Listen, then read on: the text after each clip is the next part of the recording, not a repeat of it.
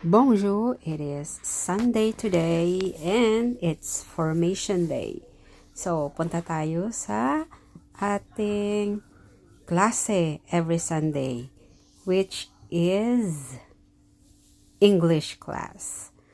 So, hindi lang French ang pinag-aaralan dito, kung hindi, meron din silang English lesson good for 5 Sundays. So, tinitingnan namin ang listahan ngayon at nakita rin namin ang aming classroom. Andiyan na si teacher, nauna siya.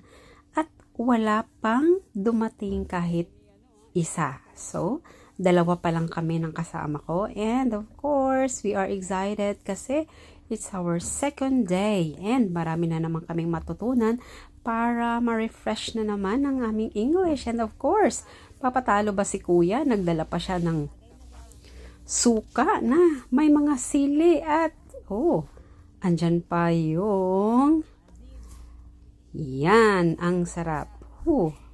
Tamang-tama.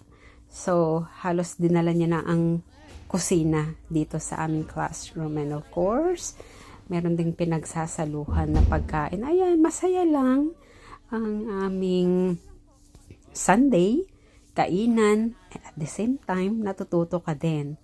So, inaantay namin ang aming teacher kasi we are on break time. And of course, ayan, isasawsaw natin sa suka, maanghang at maasim. Yummy! And of course, dahil wala pa si teacher, ayan, kumakain muna kami. Siyempre, pag andyan na siya, tinatago na namin yung mga pagkain kasi direct na kami mag-start. And iilan lang kami.